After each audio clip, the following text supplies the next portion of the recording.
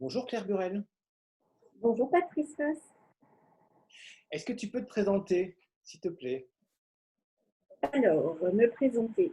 C'est toujours une question étrange parce qu'on ne sait pas ce que c'est se présenter. Est-ce qu'on parle de l'identité? Est-ce qu'on parle de ce qu'on fait? Est-ce qu'on parle de qui on est, depuis quand, etc. Ah, c'est Bon, un peu tout. c'est un peu tout. Mais oui, mais alors à ce moment-là, c'est pas une demi-heure de vidéo, c'est 3 jours minimum. Bon, moi, je suis auteure, principalement en développement personnel et spirituel. Je suis thérapeute, j'utilise la parole, donc écrire, parler, c'est vraiment les domaines dans lesquels je m'éclate. Et, euh, et je suis aussi, sinon, musicienne, curieuse, formatrice en routinologie.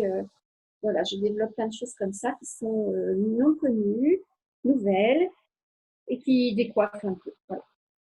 Tu peux expliquer ce que c'est que la routinologie?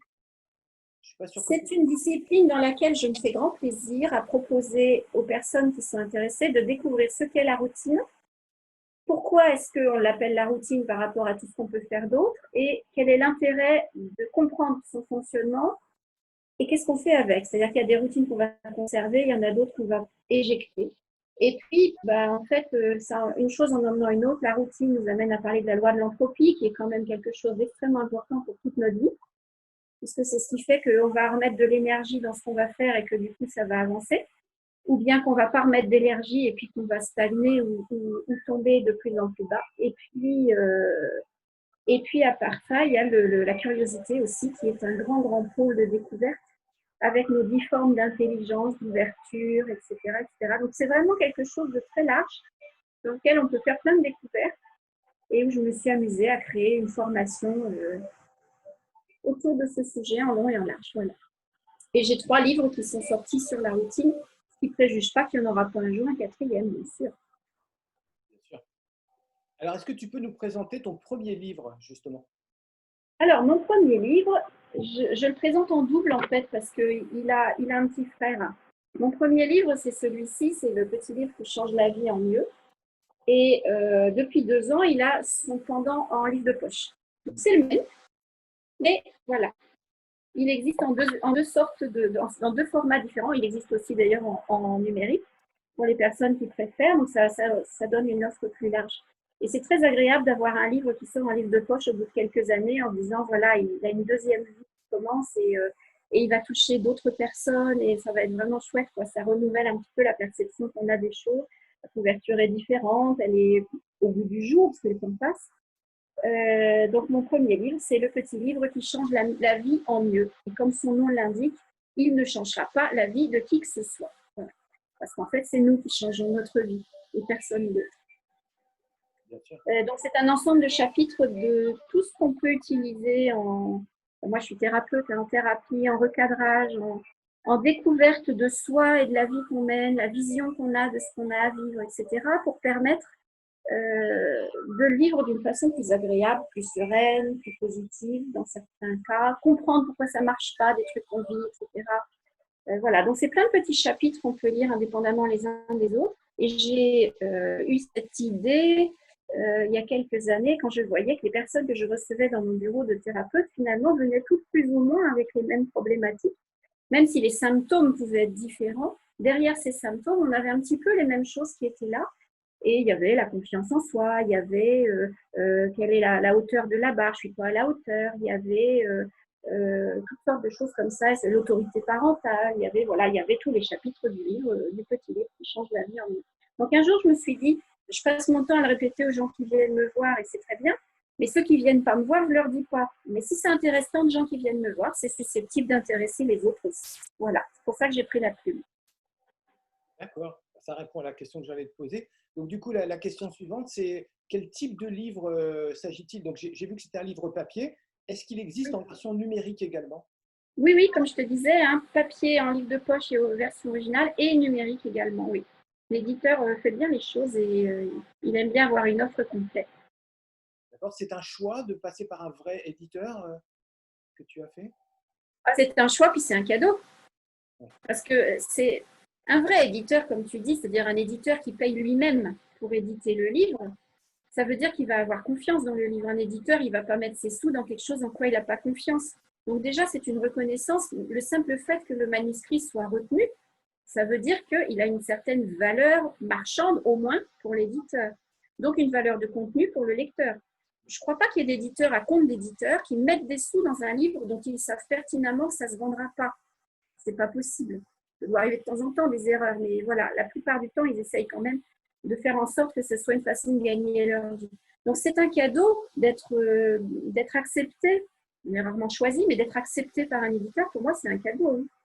C'est un cadeau. Et puis là, c'est une belle aventure, puisque avec la Nord, et donc l'éditeur du petit livre qui change la vie en mieux, j'en suis à mon 7e, je ne sais plus, livre actuellement, depuis celui-là. Donc, c'est toute une histoire. C'est sympa. D'accord. Est-ce que tu peux nous raconter rapidement comment tu l'as écrit, ce livre? Comment ça s'est passé, en fait, pour toi? Alors, comme je disais, effectivement, je m'étais dit, tous les contenus dont je dispose et qui font mouche quand les gens viennent me voir dans mon bureau pour les aider, ça peut intéresser des gens qui ne viennent pas me voir parce que je ne suis pas partout et c'est tout à fait normal. Et du coup, ça peut être intéressant de les écrire. Et puis, il y a autre chose qui m'est venue quasiment en même temps aussi. C'est une sorte de modélisation, de compréhension, on pourrait dire, des comportements des fameuses personnes que j'avais en face de moi qui permettaient d'expliquer pourquoi certaines relations fonctionnaient, d'autres ne fonctionnaient pas, pourquoi on était heureux dans sa vie, pourquoi on n'y était pas. Et donc, j'avais appelé ça les 4 dynamiques du cœur, puisqu'il y avait 4 modélisations qui se complétaient. Et j'ai eu envie de développer ça parce que c'était très pertinent quand je parlais avec les personnes. Donc, en fait, le premier livre que j'ai écrit, c'est celui-là, c'est les 4 dynamiques du cœur. Et le deuxième livre que j'ai écrit quasiment en même temps ou dans la foulée, c'est le petit livre qui change la vie en mieux et qui donnait des réponses aussi par rapport aux problématiques que posaient ces fameuses dynamiques qui n'étaient pas toujours heureuses. Et donc, j'ai commencé par proposer les deux en même temps à un éditeur qui m'a dit il faudrait en faire qu'un seul avec les deux, ça serait mieux. Et moi, je ne trouvais pas que ce serait mieux parce que ça ferait un énorme pavé et les deux sujets étaient complètement différents, même s'ils étaient complémentaires. Donc, je ne suis pas traitée du tout avec cet éditeur-là. Voilà. Mais du coup, l'autre, il n'est pas sorti. C'est peut-être un petit truc à revoir, à remettre au bout du jour, à reproposer, parce qu'effectivement, il est toujours aussi pertinent. Alors, je l'avais proposé à un autre éditeur qui l'a lu et qui m'a dit un jour, mais est-ce que c'est une traduction de quelque chose qui vient des États-Unis ou est-ce que c'est vous qui l'avez créé? Ben, je lui dis non, c'est mon travail, je n'ai pas traduit, c'est moi qui ai créé ça. D'accord, me dit-il, donc je vais le relire avec attention. Et comme il est très débordé, il a peut-être lu, mais il n'en a pas reparlé depuis. Voilà. Donc, je pense qu'il y a quelque chose à faire avec ce truc-là. Il sortira peut-être pas. Voilà. J'ai abordé très, très succinctement en 2 pages le sujet de ce livre non paru dans le petit livre qui change la vie en mieux au début, parce que ça allait ensemble dans mon esprit. Après, bah, si l'autre sort un jour, tant mieux. Voilà. En fait, j'avais des jumeaux et il n'y en a qu'un des deux qui est mieux. Voilà. Belle image. Combien de temps ça t'a pris à peu près entre l'idée et la sortie du livre? Alors, celui-là, c'était le premier. Hein, on parle du premier. Donc, le premier, ça prend un certain temps parce que, en fait, j'ai commencé à prévoir les différents thèmes que je voulais aborder par rapport à ce que j'avais dans mon bureau. Je te disais que c'était en lien avec ce que je proposais aux personnes qui venaient me voir. Et puis, un jour, je me suis dit, bah, je vais me lancer. Donc, j'ai commencé à le rédiger. Et puis, je l'ai fait en quelques jours, j'écris assez vite, en quelques semaines. Et puis, je l'ai relu, puis je me suis dit, mais c'est pas agréable à lire, en fait.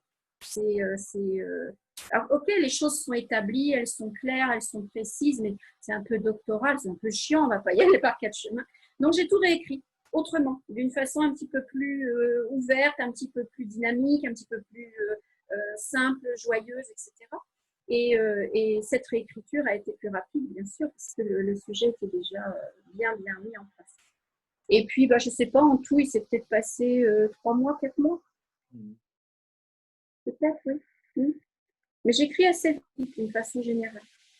Et c'est vrai que mon livre le plus rapide, parce que ça existe, hein, les délais différents, mon livre le plus rapide, il a passé depuis le moment où j'ai ouvert la page sur Word pour écrire le premier mot et le moment où il est sorti en librairie, il s'est passé 100 jours.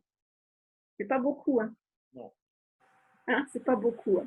100 jours. C'est le plus rapide que j'ai eu, mais l'éditeur a été séduit tout de suite quand je lui ai montré le premier chapitre. Et moi, j'étais vraiment dedans et j'avais vraiment envie de l'écrire et ça s'est fait tout seul. Et il se vend d'ailleurs très bien, c'est mon best-seller, celui-là. Mais ce n'est pas mon premier. Donc, ce n'est pas le sujet d'aujourd'hui.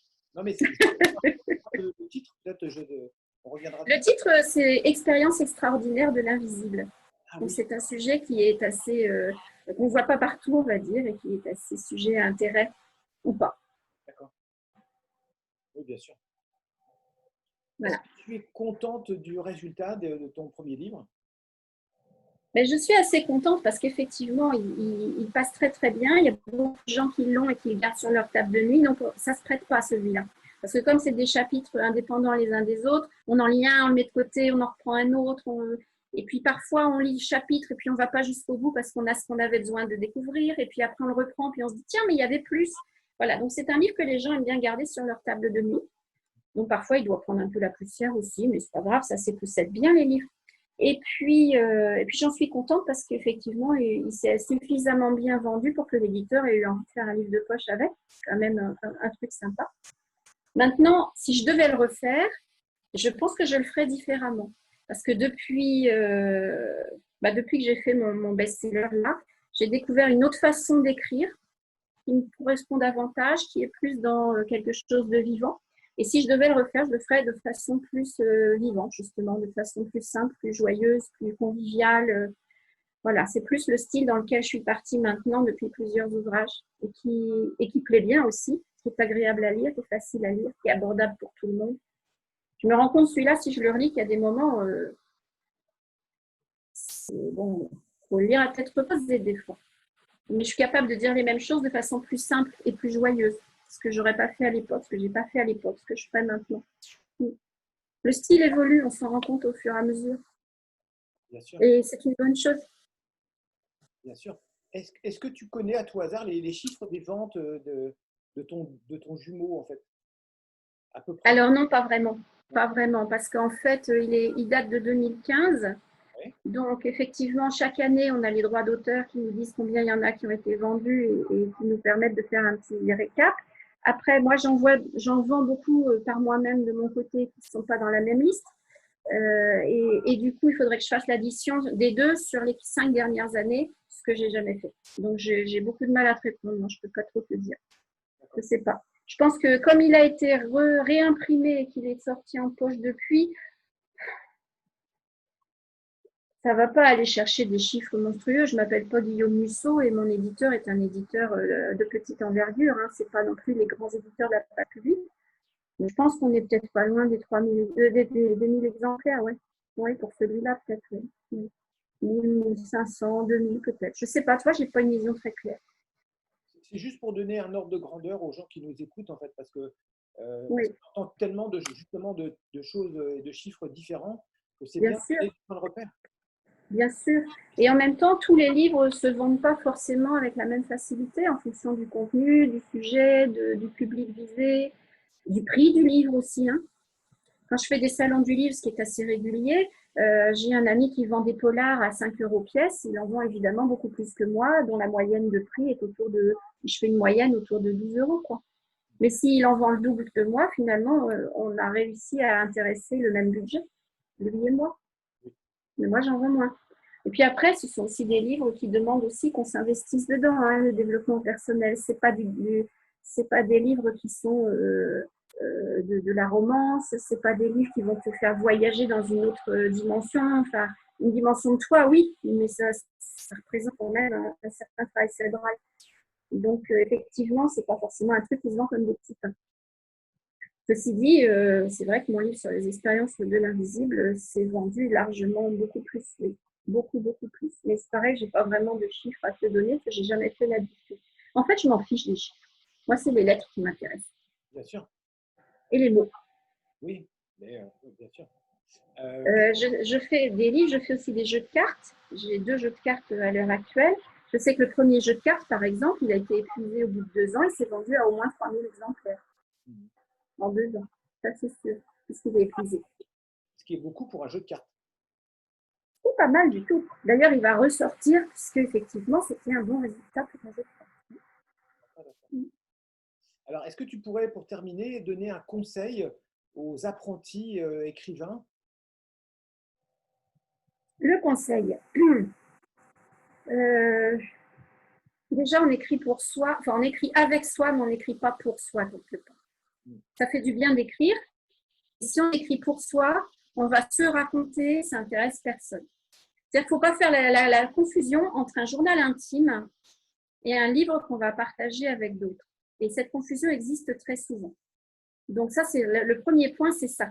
Quand le petit livre qui change la vie en mieux est parti chez un éditeur, grâce à la personne qui l'avait préfacé, à qui je l'avais fait lire et qui m'a dit « Mais oui, c'est très bien parce que tu ne parles pas de toi ». Ça m'avait surpris et il m'avait dit « Bah oui, parce qu'il y a beaucoup de personnes qui veulent écrire un livre et qui parlent d'elles et qui disent « Il m'est arrivé ça, j'ai ça, je pense comme ci, je pense comme ça ». Ça n'intéresse personne. Donc ça, non, je ne l'aurais pas propulsé. Mais là, il m'a dit, ton livre, tu ne parles pas de toi, tu dis des choses qui peuvent servir à n'importe qui, à tout le monde, etc. Donc, en tant que livre à partager, oui, c'est lui qui l'a propulsé chez son éditeur. C'était un beau cadeau qu'il m'a fait. Après, ça ne veut pas dire que tous les livres qui parlent de la personne qui l'écrit sont à bannir. Ça dépend ce qu'on fait avec. Donc, témoigne, ce n'est pas non plus la même chose que de se raconter.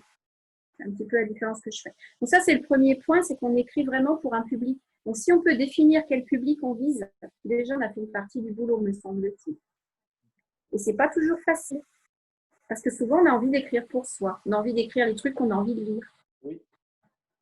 Eh oui, mais si on écrit ce qu'on a envie de lire, on sera heureux de le lire. Mais est-ce que quelqu'un d'autre a envie de la même chose que nous?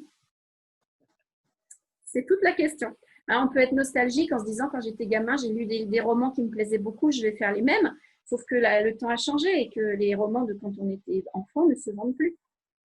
Donc, voilà, quel public je vise. Et puis, il y a souvent des questions qui sont de l'ordre de mais qu'est-ce que je fais de mon manuscrit après? Eh bien, à qui je le propose? Et moi, je réponds toujours, regardez les catalogues des éditeurs et cherchez celui qui fait la même chose que vous. Parce que lui, ça l'intéresse. Et si vous voyez un éditeur qui fait, par exemple, vous faites du roman, puis l'éditeur, il fait de la BD, il fait des recettes de cuisine et des livres de voyage, c'est pas la peine de vous dire c'est chouette, il n'en a pas, donc ça va l'intéresser. S'il n'en a pas, c'est que ça ne l'intéresse pas. C'est tout. Donc, c'est bien de voir aussi qui est intéressé par le même sujet que celui qu'on écrit, parce que c'est lui qui va avoir quelque chose, un intérêt pour un public pour ce type d'ouvrage. Et s'il n'y a pas de public pour un ouvrage, il ne se vend pas. Donc, c'est vrai autant pour le contenu que pour l'éditeur qui va le prendre en charge. Mais tous ces conseils-là, je pense que tu en regorges parce que tu es une mine d'or et que tu vas savoir certainement les distiller avec beaucoup plus de sagesse que moi. Donc ça, c'est ton domaine. Oui, mais c'est bien que ça vienne aussi d'auteurs, tu vois, qui sont passés par tout le processus en fait d'écriture. Du coup, c'est certain, d'autant que j'aurais pas forcément dit ça quand j'ai fait mon premier ouvrage, c'est sûr. On apprend au fur et à mesure. Tout à fait. Du coup, j'ai envie de te poser une question qui n'était pas prévue. C'est est-ce que tu as un prochain livre en projet? Et si c'est le cas, sur quoi tu écris? Eh ben, en ce moment, je suis en train d'écrire des romans. Et je me fais très plaisir à écrire des romans. Et je m'aperçois que je ne suis pas une romancière qui va savoir écrire des romans que j'aime beaucoup, hein, mais où il se passe de la vie et puis c'est comme ça ira et puis on suit les choses. Et j'en lis énormément parce que ça me soulage beaucoup la tête de lire des choses où il n'y a pas d'enjeu de travail, on va dire. Mais mon idée, c'est quand même d'être dans les romans feel-good, les romans good book et les romans développement personnel. Bien sûr. Donc, c'est ce que je suis en train de faire actuellement. Et mon tout dernier, non. En fait, j'ai plein de projets en même temps. Là, cette année, j'ai un roman qui doit sortir, je ne sais pas encore quand, mais probablement avant l'automne, probablement. J'ai aussi un album pour enfants qui va sortir à l'automne, parce que j'ai pris ça aussi entre deux. Et puis, mon premier jeu de cartes doit sortir à nouveau. Et je suis en train d'écrire un autre roman là, et j'ai encore 2 ou 3 idées d'essais. Enfin, voilà, je m'ennuie pas. En effet, oui. Est-ce que tu peux nous montrer, pour terminer, tes deux bébés, nous remontrer tes deux livres? Voilà, ces deux-là. Voilà. Ça, c'est la version originale 2015, le petit livre qui change la vie en mieux. Et ça, c'est le même, mais en livre de poche qui date de 2018 ou 2019.